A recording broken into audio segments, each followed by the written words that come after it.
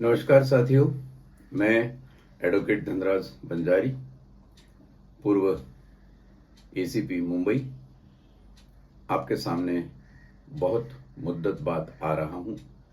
बोल ओबीसी बोल इस एपिसोड को लेकर ओबीसी का आरक्षण, ओबीसी आरक्षण क्यों बार बार फेल होता नजर आ रहा है।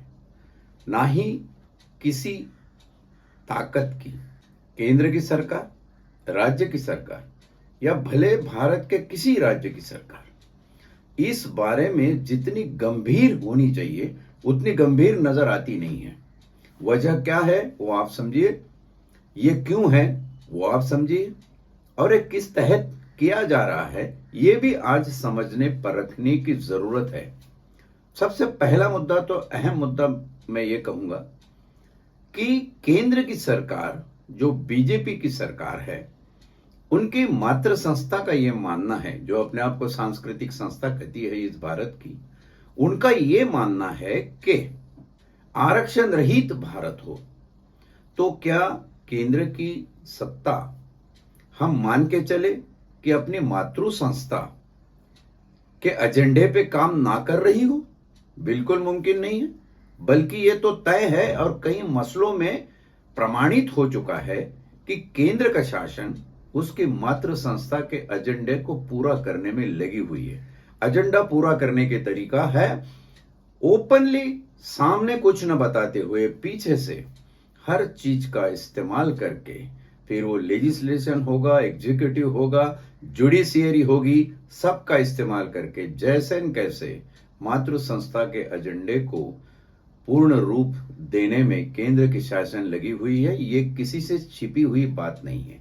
अगर छिपी छिपाई बातों पे कुछ कहना है तो मैं ये कहूंगा कि सत्य से आप मुंह फेरते हो, इसलिए आपको ऐसी बातें करनी पड़ती है, वरना ये दिखता सच है कि मातृ संस्था का एजेंडा केंद्र की सरकार पूरा करने में लगी हुई है। 1 से 2 घटना दरस्ती आई, उसके बाद 1 से 5 आई। ये दोनों घटना दरस्तियों में अगर आप देखो तो आरक्षण के जो अधिकार राज्यों को दे रखे थे उसके ऊपर कई मायने में कुछ निर्बंध लाए गए, और ये निर्बंध ऐसे हैं कि हम नहीं करते, तुम्हें भी करने नहीं देंगे। रिजर्वेशन जो है ये हम नहीं करेंगे, तुम्हें भी नहीं करने देंगे। जैसे हमारे सम्माननीय पंतप्रधान कहते थे, ना खाऊंगा ना खाने दूंगा, तो रिजर्वेशन ना ही ओबीसी को हम देंगे ना ही आपको देने देंगे। इस प्रकार का कुछ किस्सा चल रहा है। हुआ यूं कि बचे बचाई सिर्फ एक इंपेरिटल डाटा को लेकर जो बात चल रही है वो नागार्जुन के केस से 2010 से तकरीब 12 साल से चर्चा में है, लेकिन हो कुछ भी नहीं रहा। इंपेरिकल डाटा जो त्रिमितिक बातों पर लगा हुआ है, उन्होंने कहा सुप्रीम कोर्ट ने जब एक केस आई तब कि ये बात अगर आप लेके आ जाइए तो ओबीसी के आरक्षण के बारे में हम सोचेंगे। और उसकी तहत महाराष्ट्र सरकार ने, जिसका अभी कल ही निर्णय फिर फेल हो गया, महाराष्ट्र सरकार को धत्कार दिया सुप्रीम कोर्ट ने। महाराष्ट्र सरकार इस काम में जुट गई और उन्होंने एक मागास आयोग, बैकवर्ड कमीशन स्थापित किया। इस कमीशन के जो सदस्य हैं, जो मेंबर्स हैं, जिस तरीके से यह स्थापन हुआ, मिसालें हैं कि कुछ सदस्यों ने इस्तीफा देकर निकल गए क्योंकि पैसे ही नहीं दे रही सरकार। फिर जाके घोषणाएं आती है कि हमने इतने करोड़ सैंक्शन कर दिए, लेकिन क्या वाकई उतने करोड़ गए हैं? ये सब हुआ है? क्या हुआ? कुछ नहीं हुआ। महाराष्ट्र में ओबीसी की मंत्रालय है, ओबीसी का मंत्री है।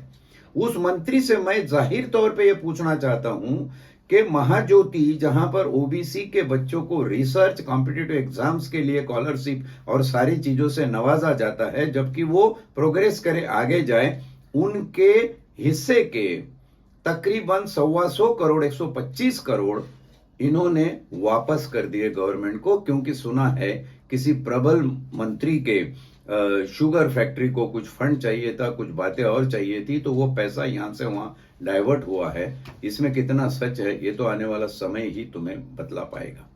ये सारी बातें होने के बाद जब मागास वर्ग का काम चालू हुआ तो मागास वर्ग आयोग ने क्या किया, बैकवर्ड कमीशन ने क्या किया, ये पिछड़े वर्ग का कमीशन एक रिपोर्ट अपनी बनाकर सुप्रीम कोर्ट में ले गया और गवर्नमेंट ने बड़ा नवाज के बड़ा उसका ढोल तासे बजा के आज तो देखा है सब तरफ की इवेंट बाजी की सरकारें है।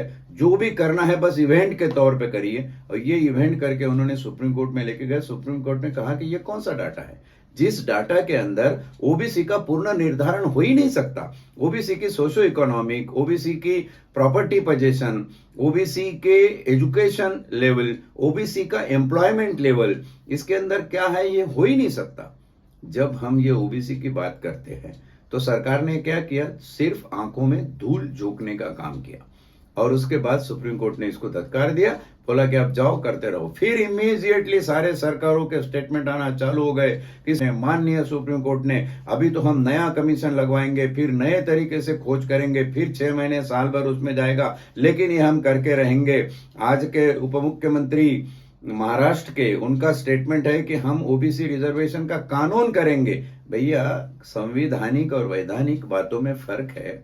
अगर वैधानिक तौर पे आप ये बातें करते हो तो संवैधानिक तौर पे खरी उतरकर ये बात कर सुप्रीम कोर्ट और संसद के पल्ले पड़नी चाहिए। अगर वो न पड़ती है तो फिर एक धूल झोंकने का माहौल आपने बना दिया और इस तरह ये सब कुछ चल रहा है।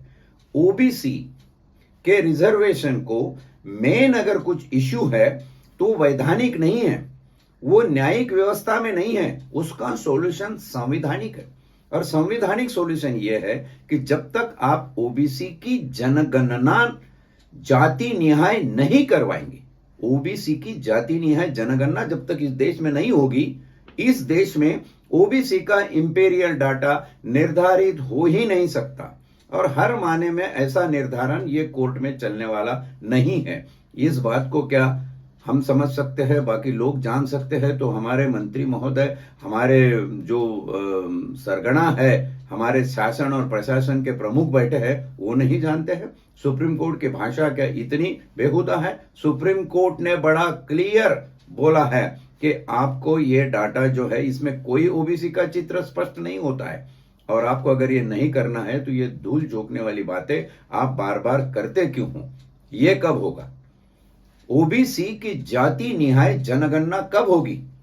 ये जाति निहाय जनगणना तभी ही हो सकती है जब हम आर्टिकल 340 में backward class, caste and tribes इस शब्द को अमेंडमेंट करके नहीं लाएंगे। खाली एससी एसटी के लिए अनुसूचित जाति और जनजाति शब्द प्रयोग है। जाति और जनजाति ये मागास वर्ग बैकवर्ड क्लास में लिखी नहीं है और इसलिए इसकी जनगणना नहीं हो रही है। ये बेसिक अमेंडमेंट जब तक अनुच्छेद 340 संविधान में नहीं आएगा तब तक कोई अनुच्छेद, उदाहरण के तौर पे अनुच्छेद क्रमांक 16 है जिसमें तुम्हारे बराबर के आपको अपॉर्चुनिटी देने की बात कही है। आज तो सिर्फ महाराष्ट्र के हिसाब से देखा जाए, बोला जाए तो सिर्फ ओबीसी का पॉलिटिकल रिजर्वेशन भौरे के अंदर फंसा हुआ है।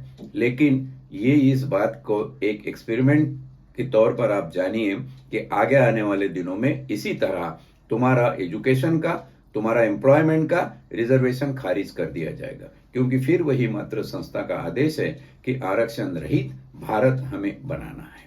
अब इस बात को हम कितनी तय तक जाकर समझते हैं या कर सकते हैं, इसको हमें देखना है।